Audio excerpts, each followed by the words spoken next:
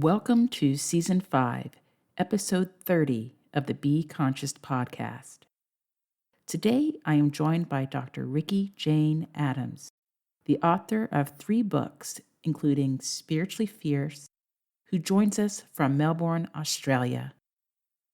I am so excited to have Dr. Adams tell us about what it means to be spiritually fierce in our third dimensional world, and what she is doing to change the world for the better. Here we go.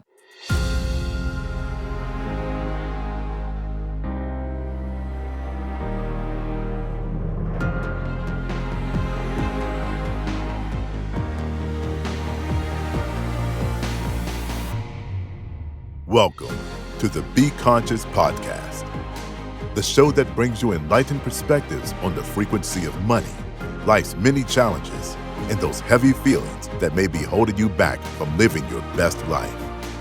And now your host, Dr. Susan Nicholas. Dr. Ricci-Jane Adams is the principal of the Institute for Intuitive Intelligence, a world-class global professional institution and consciousness training school. Ricci-Jane is a 3-time author of the best-selling Spiritually Fierce, her second title, Intuitive Intelligence Training, and the newly released Superconscious Intuition. Dr. Adams has a doctorate from the University of Melbourne in magical realism, and she has spent over 25 years devoted to her spiritual awakening and is a qualified transpersonal counselor. Dr. Adams, welcome to the Be Conscious podcast. Thank you so much, my darling. I was reading your bio, and I typically start out my podcast getting the backstory on my guests. I think it's so crucial in their life journey. But my first question to you is, I did not know you could get a degree in magical realism, or you have to tell me what is that? Tell us what that means, and how did you find yourself in this spiritual realm as a student, as a scholarly type of student? Yeah, well, actually, interestingly enough, magical realism is a literary genre. And you'd know it, the classic texts are 100 Years of Solitude by Gabriel Garcia Marquez, Isabel Allende. These are great proponents of the magical realism genre. So in fact, what I was trying to do, Susan, was to get an ivory tower institute qualification in a sneaky way, bringing my spirituality into that, rather than going to a more marginalized university where I could get a spiritual qualification, but it wouldn't be recognized. In the genre of magical realism, which I'll unpack for us, I found a way to talk about my spirituality inside of a mainstream institute. And how that all came about is when I finished high school, I wanted to be an actor. I had every intention of being the next Kate Winslet. Titanic came out the year that I finished high school and started university, and I have a slightly English accent because I grew up in the Middle East, funnily enough, with lots of expatriates. So my voice sounded quite Kate Winslet-y. And so I used to be mistaken for her, and I really thought that was my path until I discovered that actors have no power, bossed around, and usually you're judged on your looks, and I wanted none of that. So I followed my love of writing, and I was in all through my late teens and 20s a playwright, and I did my undergraduate degree in my hometown of Perth, Western Australia, and then I moved to Melbourne. And I was sitting down outside a cafe one day. I just moved there, and I was like, what am I going to do with my life? And I saw an ad in the paper for a postgraduate diploma from the University of Melbourne in creative arts. And that was literally sort of 500 meters down the road from where I was sitting. So I took myself down there, and I walked in and announced myself to the woman behind the counter. Said, I want to teach theatre at university. I want to do this qualification. And she said, well, that's not the one for you. What you actually need is this, this, and this. And she introduced me to the head of the school, who happened to be there, a very brilliant woman called Angela O'Brien, who's one of these angels in real life, one of these people who change the course of your life. And from the moment we laid eyes on each other, I think it was love at first sight, and it was this mutual desire to see the best outcome for each other. And she championed me. Melbourne Uni is like the Harvard of the South, I think they like to call it. Mm-hmm. I don't know if that's entirely accurate, but that's what they like to aspire to. And I met a lot of resistance to coming in, because I was coming from what they would have called a second-class university. And so she really advocated for me. And as a result of describing to her what I cared about, she brought me to the idea of magical realism. And at that time, no one was talking about that particular genre in regards to theatre. They were only talking about it in regards to, novels. And as you know, with a PhD, you need to bring existing ideas together in a new way to have a thesis that's worthy of being accepted. So she suggested that I bring magical realism analysis into theatre, which was bringing my loves together. And of course, the subtext of all of that was that it was my faith. So magical realism really matches a lot of my spiritual beliefs. And so, long story, but we get to the point where I was awarded a full scholarship to complete a PhD. And really what I was looking at was, from the outside, a quite normal theatre style degree in a very mainstream university. But for me, I was able to spend those, it ended up being 6 years because I had a child in the middle unexpectedly, exploring my faith inside of that mainstream academic institute. And, to be honest, I really thought that I was going to go on to be an academic, and I did do that for a few years, but God had other plans, which we can talk about. So, okay, I guess when I first met you and I read your bio, I thought that you may have had what some call a spiritual awakening or a crisis awakening that propelled you into the work that you do. But I did. oh, okay. So can I ask, firstly, can you describe what that was for us? And then put it in a time frame. Was it before you entered the uni, or was it subsequent? Like, where does it all fit in when you talk about your faith? Yes, absolutely. As you know, Susan, it's not always as chronologically clear as we'd like it to be, our awakening journey. And I would say the crisis of faith that led to establishing the Institute was actually out of a rejection of a lifelong spirituality. So I was raised from birth by a spiritual mother. And so it was very normal. Channeling, angels, crystals, everything spiritual was part of my day-to-day reality. And I had a great love and passion for it. And I would say I have two halves, if not many more, to my nature. And one has always been to pursue that sort of mainstream, rigorous education. I love learning. I'm passionate about learning. But the other half of me has always been this devotee. And so even when I was at uni studying theatre, I was also doing my transpersonal counselling. I was studying Reiki. I was taking pilgrimages, because these two aspects have always sat side by side. And at different times, one would become more prominent than the other.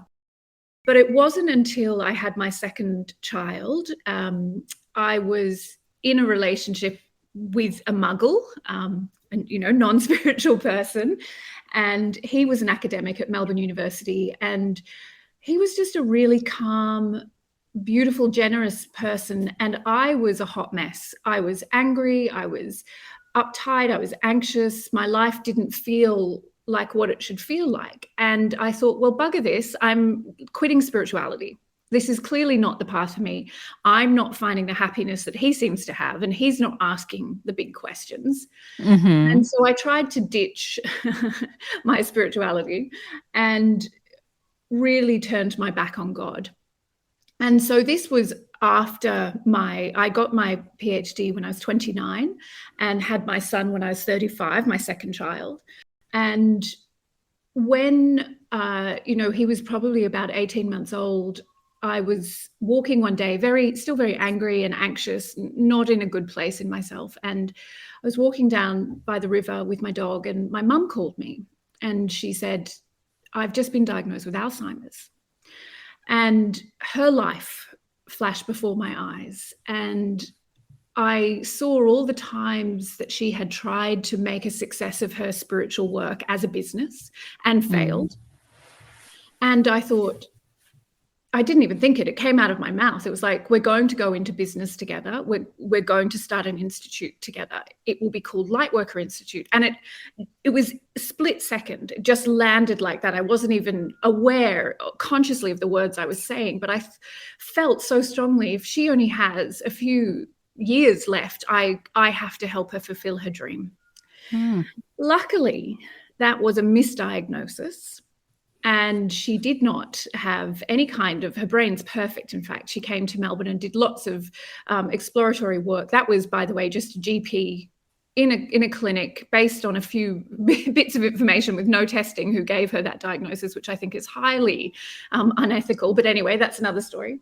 And we did start the institute together. And from that moment onwards, I came back to life. And that was 2014. Hilariously, a year later, I fired my mother from the business and realized that actually I was fulfilling my life's purpose. And she now is a wonderful lead mentor in the Institute, but we took a long journey to get there. Wow. Really just that it was one of those, life-changing moments where I came back to God in the fullness of my being. And I've been, I've obviously go through continual awakenings because that is the nature of our path. But from that moment, my life changed for the better. Wow. Interesting. I love all the differences in the paths to spirituality. I've always said that a spiritual awakening or a spiritual path is diverse and interesting as any life path. It's just very twist and turn, convoluted. It's never a straight line. And even though we all have lives on the earth, none of them are exactly the same. And I think it's also true for our spiritual awakening journeys or lives. Yeah. But a couple things struck me that I want to get back to. You said something that is near and dear to me as someone that had a spiritual awakening a little bit later in life. I would say that my spiritual awakening, like my full on, like my crisis awakening, occurred when I was 40 years old, and I had a 2-year-old son at the time.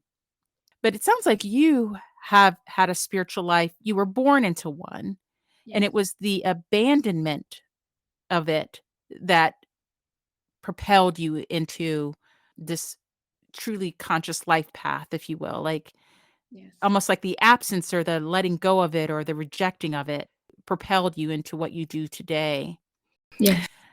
Okay, you said something about your partner who you called a muggle Yes. seemed to be so much happier and whatever than you were on the spiritual path.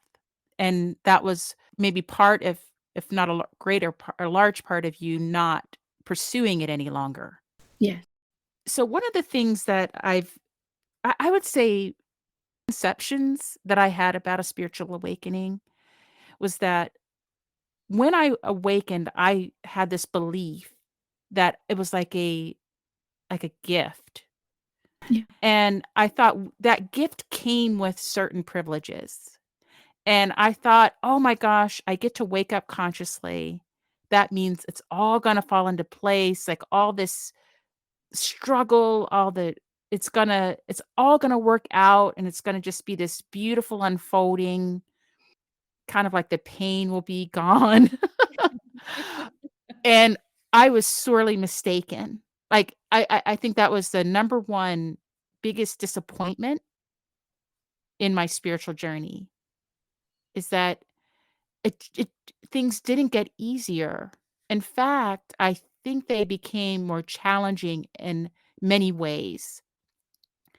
Because I think when let me speak for myself. When I was unconscious, walking around the world, just falling into programs and conditionings of the past, not even realizing that I was greater than this human existence. What I was doing was, you know, working and educating myself so I could have enough money to pay bills and to live a life that I felt I was worthy of. And so it was basically the game of survival on a very basic level. It's like working to pay bills, working to pay bills.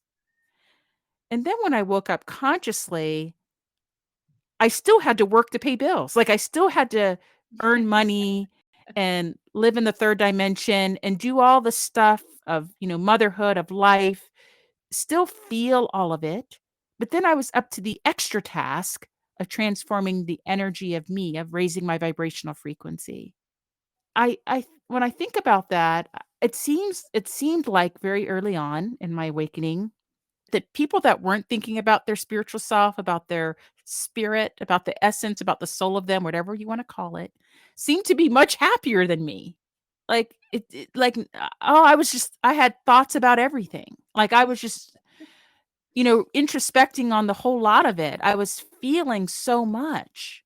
Yeah. I wasn't numbing myself and drinking it away or drugging it away or sexting it away or shopping it away. I was feeling it. I was processing all of it. And I was like, I feel like I'm worse off in some ways than people that don't give a shit. Like that have no desire to do any of this inner work. Yeah. And it is only I would say I've been at this for about a decade, like on the back half of this decade that I have felt, "Oh, now I feel like I'm coming, like, ahead a little bit because of all this decade of introspection, of work, of transforming energies, of being fully in my spiritual self." Do I feel like now I'm lighter, more free, uh, uh, more, aligned, in tuned, healthier. I felt like I've reclaimed a lot of my youth and that I go through life with a greater amount of ease than I did prior to the awakening. But Yeah. the awakening journey itself, those early years of it was very tumultuous.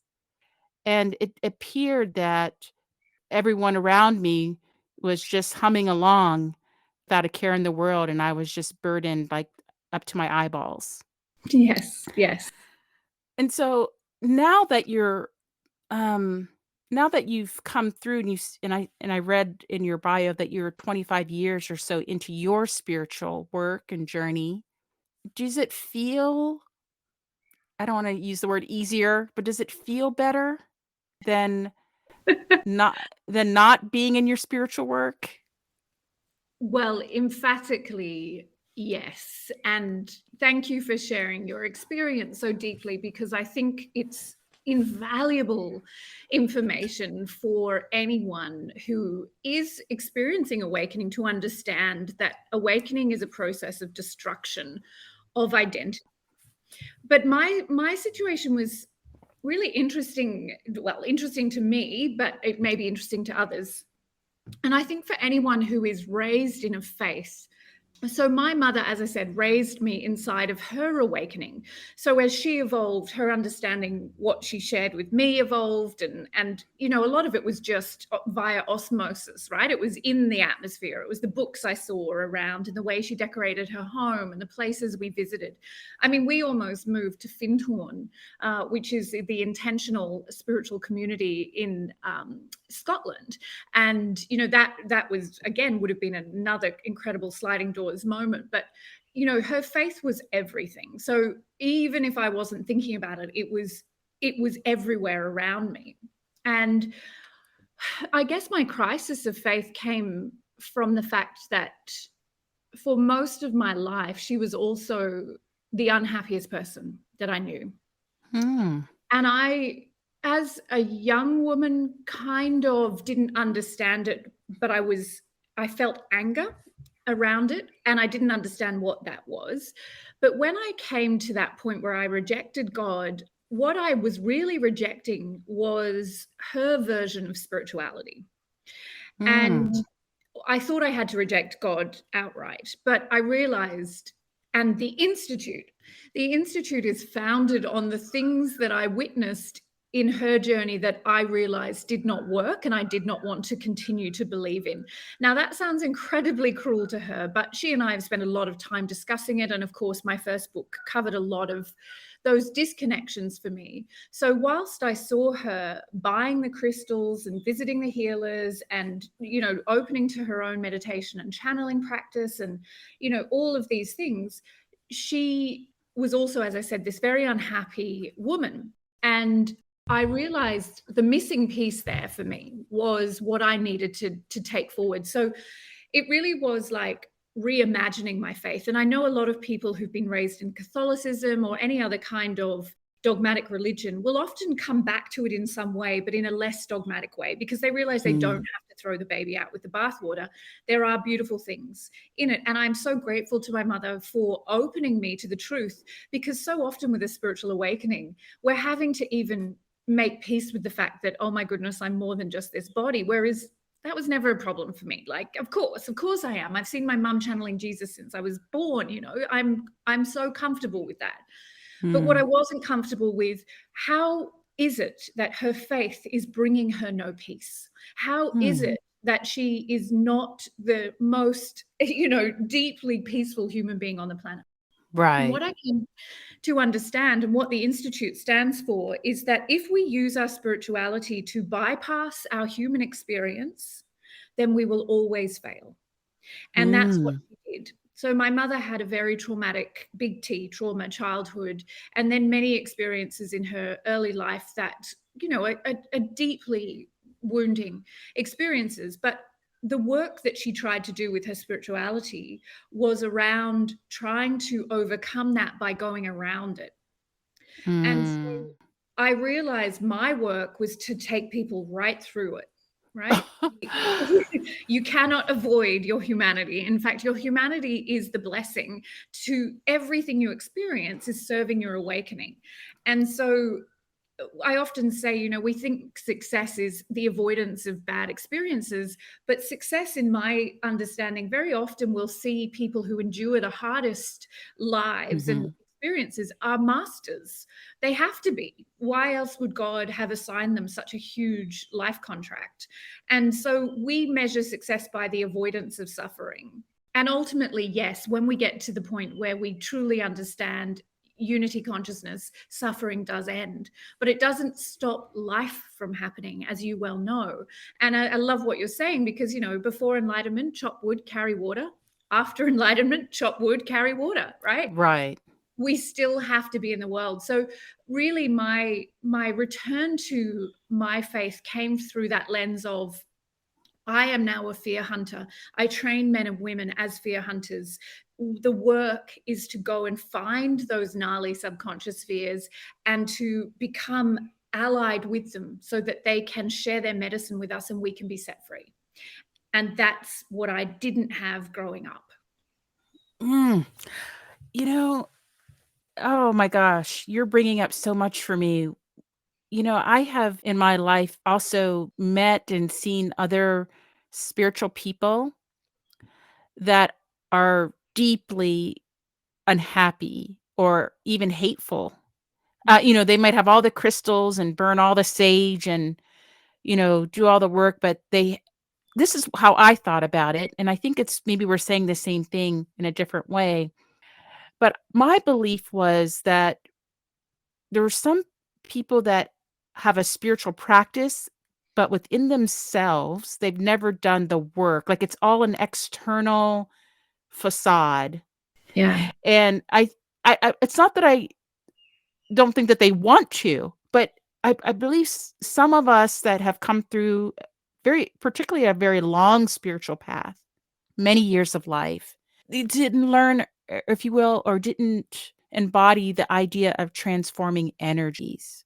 If there is resentment within you, if there's shame, if there's guilt, if there's anger, whatever the emotion or the energy is, how to transform that energy of it.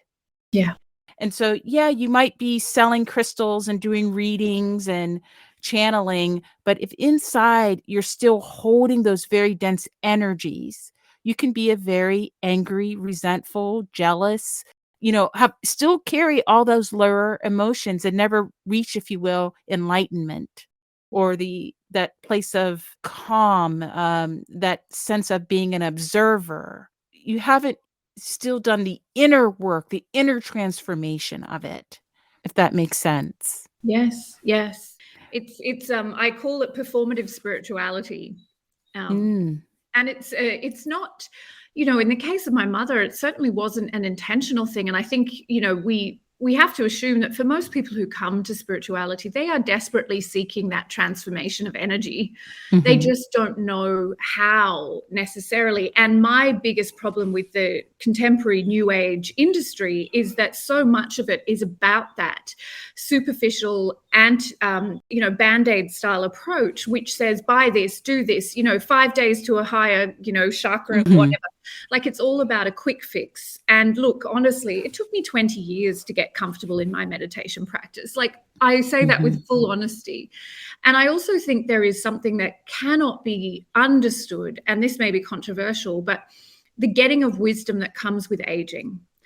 There is obviously, we know children are born fully enlightened and awakened, but so often we want to rush ahead of where we are because we see our spiritual awakening as a ladder, right? It's competitive Mhm. spirituality in a sense that we're trying to rush towards a goal, which is the Mm. opposite, as we both know. But we're sold this idea of this quick fix approach. And, when I look at the example of people like my mother, they are coming to spirituality because of unmet trauma or because of some rejection of something else, right? So if you're running Mhm. away from something, you are never going to find what you're looking for. Mhm. You have to be running towards something. And in my work, what we need to run towards is our fear.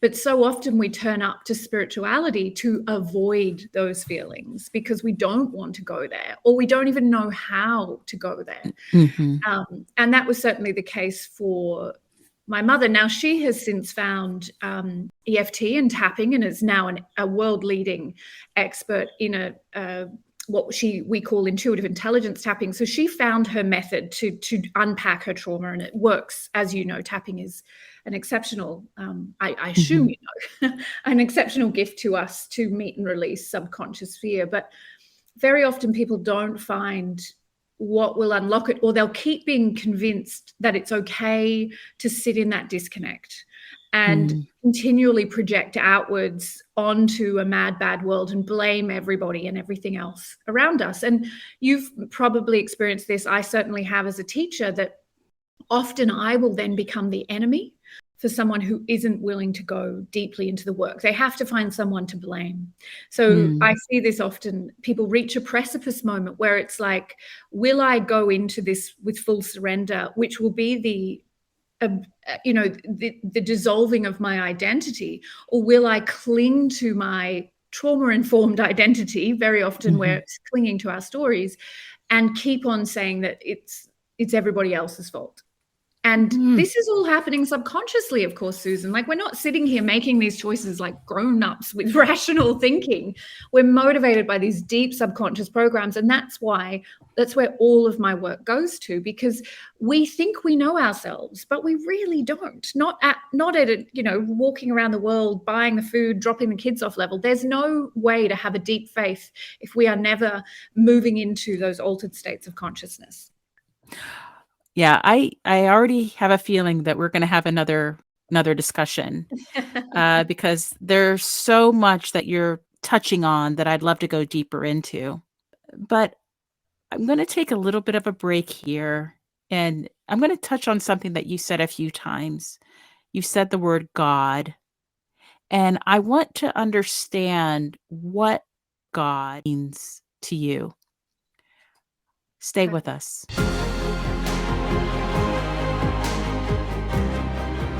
Like what you're hearing so far, make sure you never miss a show by clicking the subscribe button now. How would you describe your relationship with money? Did you ever imagine that your deepest feelings and beliefs about money could be preventing you from acquiring all the wealth that you desire? Click the link below in the show notes to learn more about Dr. Nicholas's highly sought-after Frequency of Money program to positively transform your relationship with money. This podcast is made possible by listeners like you. Thank you for your support. Now, back to the show. So, Ricci-Jane, before we took that break, I wanted to delve into this concept of God. And I want to preface it by saying this. Prior to my spiritual awakening, I had abandoned the idea of God that I grew up with. You spoke about awakenings being the destruction of your identity. Well, I was completely at the end of that. I was completely in a place of releasing everything that I had learned in the religious construct, I call it, of the time construct, of the race construct, the gender construct.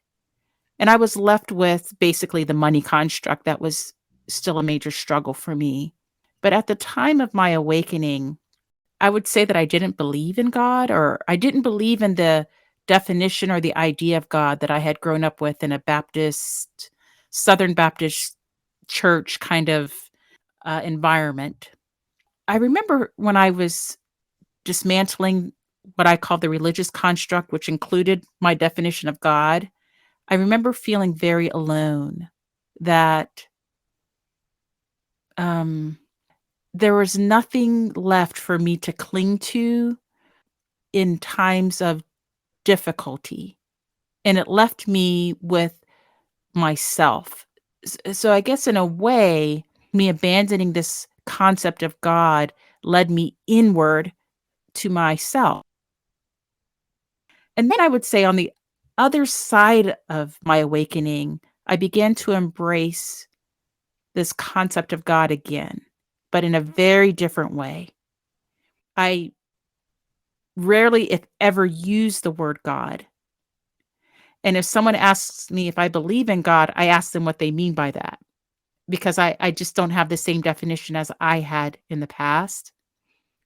And for me, the God idea is what I now call the universe, or the source energy of all creation, of all things, or I just now identify this God concept with the source energy of all creation. And when you speak about God, I'm very curious what that means to you. Yeah, it is a hot potato subject for sure, especially as going back to what we were saying before, when you have to unlearn and be, really deprogrammed from the system, that dogmatic religious system, which has positioned God as a dad figure sitting on a throne in the sky who can see everything and will punish you or smite you down depending on God's mood that day or whatever, right? Like there's this idea that God is all powerful and yet completely open to petition, like, like you can go and gets angry. Yeah. Yeah, exactly. But if you confess your sins, you're fine. You can go out and do it all again. It's a very patriarchal model of an idea of God. And I certainly am with you that there's nothing religion-based about my idea of God. In fact, again, for me, this is probably one of the benefits of having been raised in a spiritual home, is even though I ended up going to a Methodist school and all of those things, I have no memory of their definition of God. My understanding of God was always this oneness, this consciousness that pervades everything that is me. And I never had to sort of struggle with unpacking that.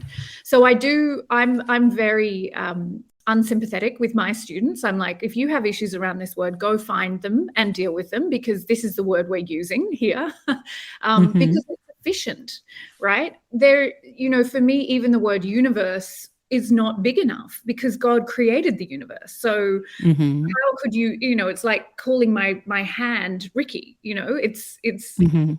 not doing the job. That's only my hand. It's not the full essence of me. Yeah. My ideas of God are very much based on non-dualism and unity consciousness, really informed by my own experience, but the teachings of A Course in Miracles, which is that, yes, we are that. I am that I am. And Mhm. until I accept that, I will be in suffering, right? So my favorite line that I quote from A Course in Miracles that opens my new book is, I am asleep in God's arms, dreaming of exile, but perfectly capable of awakening. And that's a paraphrase. But the idea of A Course in Miracles goes even further. The argument in that, or the thesis, is that God is not even in the dream. So God's not even in this universe, this cosmos, this planet, this human consciousness. God is simply not able to participate in something that is less than or has divided itself, right? So God sends the Holy Spirit into the dream of this life to be God's representative. And that the Holy Spirit is, again, not a Catholic or a Christian idea, but the idea of the helpers, if you like, the messengers, the guides, the synchronicities, the miracles, the moments of awakening, the moments of clarity inside of the chaos. And God isn't even here. So we are with God. God's not here. So if we're with God, we're not here either. Again, this is going very big, but to bring it back to the essence, I talk about God as oneness. I talk about God as myself. And you mentioned that, you had to turn inwards. And Megan Watterson uses a lovely saying, which is, further up is further in. To get closer to God, we have to go further within to our own being. And there is no God out there. And you're right. It's a very lonely thought initially. Even if you're not Christian or Catholic, you may still be very attached to the idea of a paternal God who is taking care of you. And if you ask the right way, you'll get whatever you're requesting provided. And to lose that can feel very like an existential crisis, right? Yeah. Isolating. Mm-hmm. Yeah. But when you recognize then without fear that full responsibility sits with you, you have the keys to your freedom. And the full responsibility doesn't sit with us as in this little personality, Ricci-Jane, sitting here. It sits with my God self.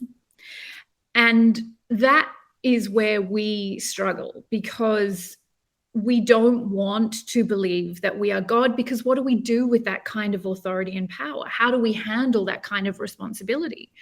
How do we blame anyone, if we're in that relationship with God? So ultimately, I guess my short answer is God is the recognition that I am that I am. And nothing that I see, nothing that I experience is not me. And nothing that I see and nothing that I experience is not God. So everything is God and nothing is God in this dream.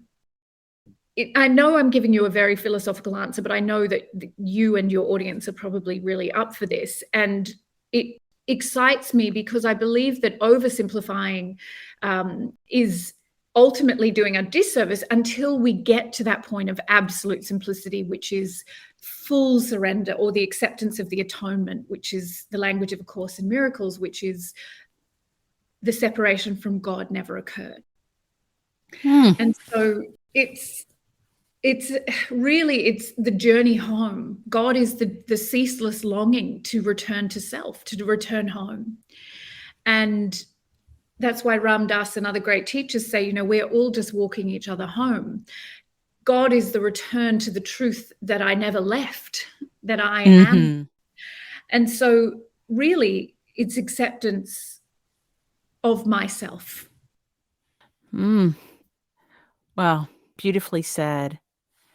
I believe that if we accept that, then we must take responsibility for what we are creating.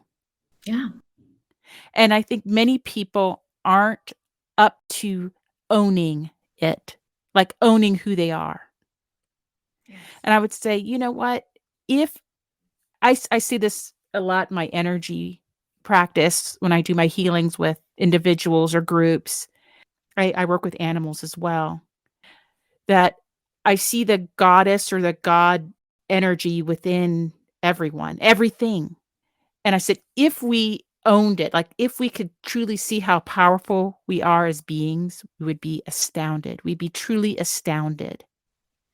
And I think when we dismiss that, that is part of our suffering, right? I think the suffering that we experience as beings on the planet is because of this idea of separation, that we are separate from this omnipotent force that we call our God or the source of all. We believe that we are separated. We are less than. And that allows us to make all of our mistakes, if you will, and do all of our deeds because we feel small. But of course, when you begin to take responsibility, you can't behave like that anymore. You can't be that anymore. You have to express the full essence of your being. Like you, despite all of the limitations and the constructs of the world, you have to be above all of it, but at the same time, live in it. Like have a physical embodiment that was born into all the densities and the constructs of the physical world, but spiritually be still connected to this omnipotent source of all creation. And then you begin to question all of this, right? Because how could all of this coexist? And truly that it's upsetting. I tell you, that's one of the most challenging parts of it is even in your awakened self, even that part of yourself that does not feel the separation, you wonder how all of it is allowed, all of it. The contrast of light and dark, of heavy and light, of dense and less dense, or these frequencies and energies, that it's all existing. I love that. I love what you're sharing. And I feel, the truth of it, it is I want to swear, but I won't, it's a confusing for our consciousness, but it is that understanding that if we're seeing it, it is within us. This is the second immutable law, the law of correspondence, as within, so without. And we are creator gods. And that everything that we are seeing is created by our consciousness, as you say, that pure energy level. So if we're seeing it, it is within us. And it doesn't matter how dark, if you're seeing it in the world, it is within you. Which is why when we awaken, we can either start to fall down that rabbit hole of conspiracy theory and start to see even more darkness, or we can go the other way and start to see a loving and benevolent world. It's because you've changed your frequency. You're tuning in differently, right? But the mistake we make is to imagine that God is doing this, right? Let's go back to the truth. God is not even in the dream. God said, free will, baby. You take it. You do what you want. You create what you want with this. And we have created a nightmare. And we've created a nightmare based on the belief of separation. Now, we have not created this individually. We've created it collectively because there is only one of us here, right? There's only one consciousness. We just imagine that it's broken down into, not just the 7 billion plus of us on the planet, all the Arcturians and the Lemurians and the this and the that. We've made a convoluted construct of consciousness, and with a lot of hierarchy and a lot of judgment. And that is playing out in our lives because it is playing out within us. So again, what's the antidote for me and the work that I do is to come back home, to go within, find those places within you and heal them within you. And then you will see them healed in the world. You can't yell at people and say, you're doing it all wrong, and hope the world's going to be healed. Again, you have to take personal responsibility for everything that you see. And by that, I do not mean, and I've been reading about this in Sadhguru's book, Inner Engineering, which is just wonderful. But he says, responsibility is not the same as action. right? So we might say, let's talk about a really, really difficult topic for most of us, which is something like abuse of children. How could God let that happen? How is this possible? God, what are you doing to us? If children weren't abused, then we'd all be right. And then we go into conspiracy theories around Satanism and blah, blah, blah. And we're blaming the Illuminati or whoever. Exhausting, right? But we've just created more noise. We've created more fuel for the fire of separation. But if I look at the world and I say abuse of children is wrong and terrible and should not happen, I can yell at everybody out there as much as I like, but instead I go within, where is the shadow aspect of me that allows this to exist in the world? There's part of me that is in an abusive relationship with my own inner child.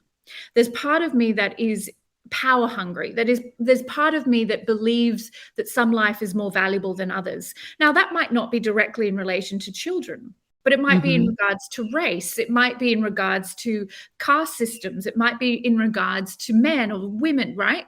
Somewhere I am holding the belief that something is lesser than God. So I need to unpack that. I need to find that wound within me, and that is the cause of healing, because I literally cannot go and save every abused child in the world. That action is outside of my capacity, but taking personal responsibility is well within my capacity. Now, I might then, having done the inner work, feel inspired to donate 10% of my income to charities that are rescuing children from abuse. But that is not the same as yelling and shouting at the world that they're all wrong. This shouldn't have happened. God's broken. I am now saying there's an abuser in me, because if it's in the world, it's in me. It cannot be any other way. So when we're taking responsibility for being God, we want to imagine that means, I'm going to struggle with how am I so magnificent? No, actually, it's like, how can I deal with the fact that I am the abuser? Right? I have contributed to this consciousness that I am seeing in the world. And I may not want to have to deal with that, but that is my holy order. And, I had this experience a few years ago when I recognized my programming around being a white supremacist. Now, this is a very difficult topic to talk about, because consciously, I had no idea that I was holding racist beliefs in my subconscious, but I was guided by an amazing woman called Layla Saad, who ran an online Instagram challenge. It's now a book called Me and White Supremacy. And she was helping all of us, not just white people, decolonize that aspect of the subconscious that believes that white is superior to black. And we all carry that wound. The whole planet carries that wound. Everybody has been indoctrinated with that program. And so we all have a responsibility to unpack it. As a white woman, I have a bigger responsibility. But that is my holy spiritual orders given to me. And that's when we see these big societal movements happening, you better believe that's the subconscious trying to purge itself, right? And if I say that's not my problem, I'm a good, I traveled a lot. I have black friends, I'm not racist. What are you talking about? I am denying that I have contributed to a world that's out of balance because I want to believe I'm a good person, right? And so it's our denial of our shadow that actually causes more problems than our denial of our light. So we think accepting ourselves as God means I have to believe that I'm holier than thou. It actually means, can you accept that you created this mess and you have a personal responsibility to participate in the healing? I want to share something with you, because I thought about this in a related way, as far as being responsible for how you're showing up in the world. So there's two parts of this. One is that we have an expression here in the US of somebody pushing your buttons. Like, we all have these sensitivities, and certain actions or people or events can bring them out in us. And we say, they're pushing my buttons. That person knows exactly where to hit. And it kind of gets me going on running my racket, all the programming. And my thoughts behind that is the buttons cannot be pushed if they don't exist within you. Exactly. And so someone cannot just make you angry or racist or jealous or guilty or whatever, shame, if it's not already existing within you. And so that to me is a part of the responsibility of realizing that you are part of it. You are part of all of this. Yeah. On a higher level, or in a different level, if you will, the idea that, let's just say, I don't believe that I'm an abuser of children, yet it's here. Yeah. And what role could I possibly play? And so I thought about this again in the context of the individual. Let's just say I am an abuser, or I have been abused as a child, as a woman, as a person. And I did this with my own self because this is going to sound very, well, maybe not to you, but sound odd. But there was a tarot reader that I had not met in person. But when we did meet in person, she was very shaken and upset and had to do a reading for me. And she felt that she couldn't speak it because it was so vile. But she believed that I was abused as a baby, as an infant, and that it was a blockage that I had within me.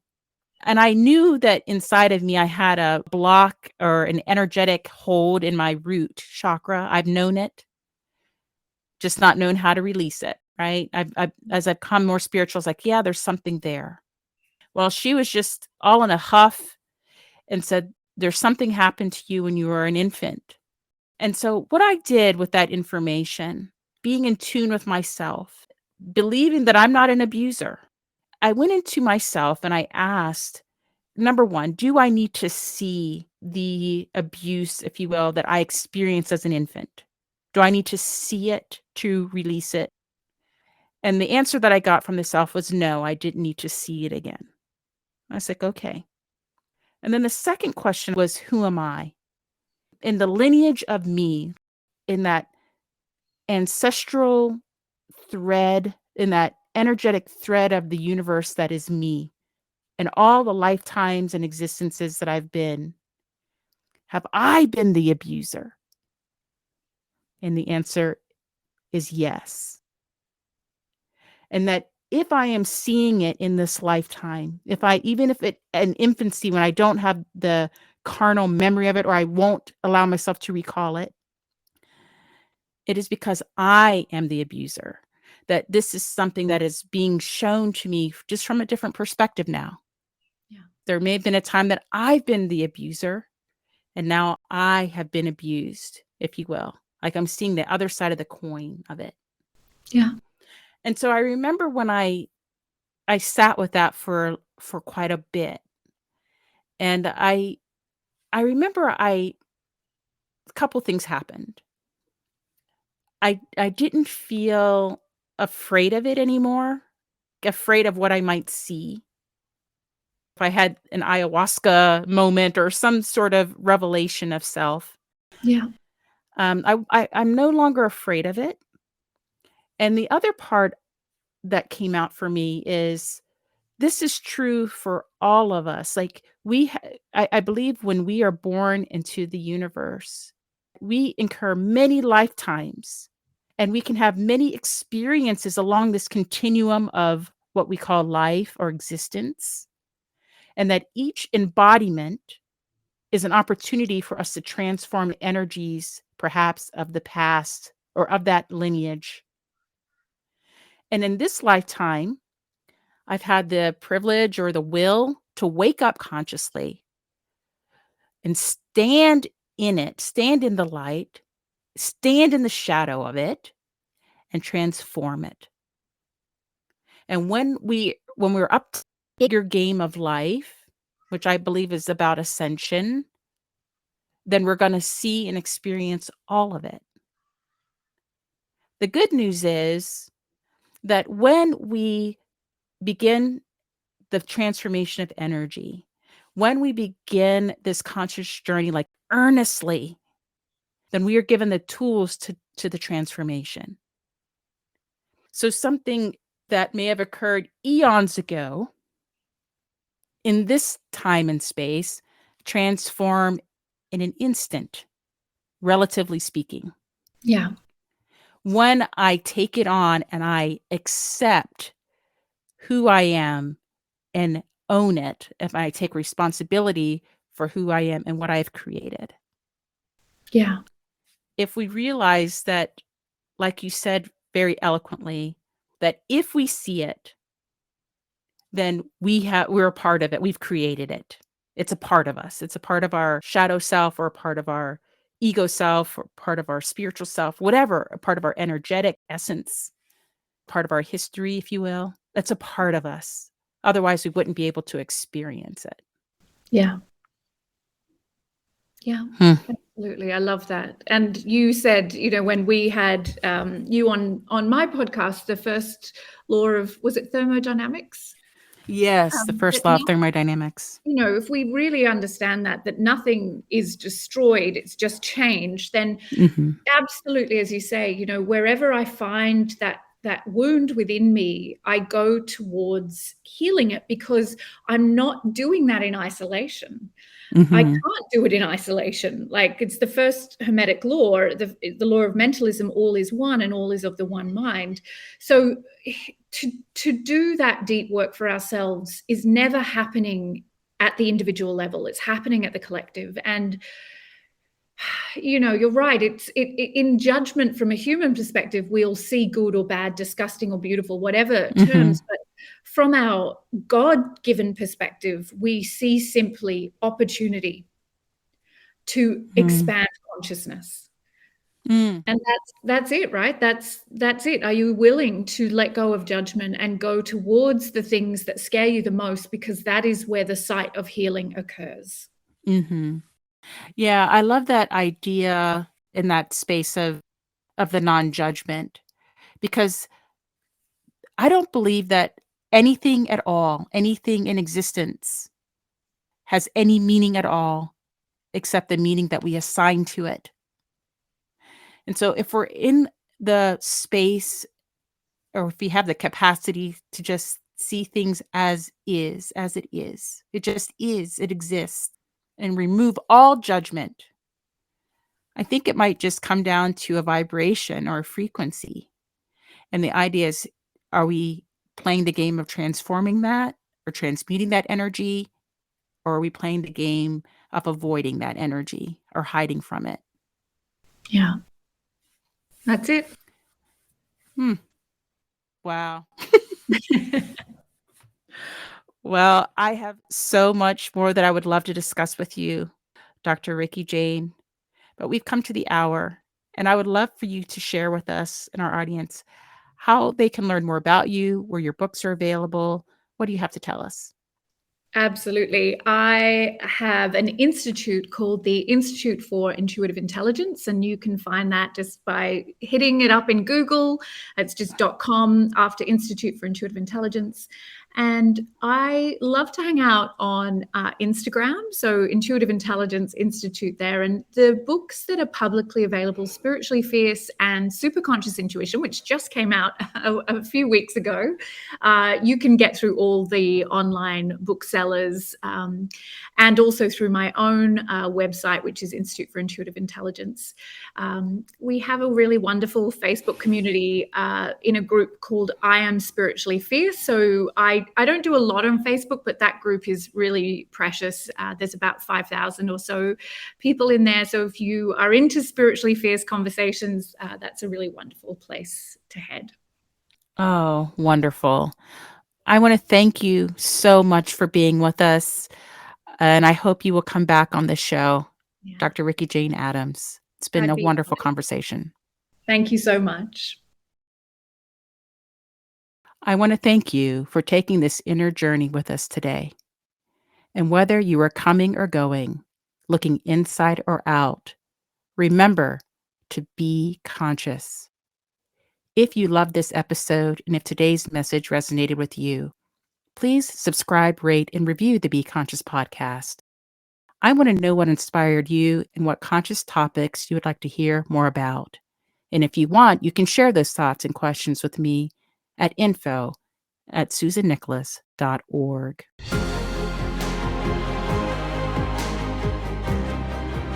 Thanks for listening to the Be Conscious podcast with author, TEDx international speaker, and conscious coach, Dr. Susan Nicholas. Be sure to connect with her to stay up to date with her latest news and works. Learn more about her conscious speaking platform at susannicholas.org/speaking. Stay tuned for the next thought-provoking episode. And whether you are coming or going, looking inside or out, remember to be conscious.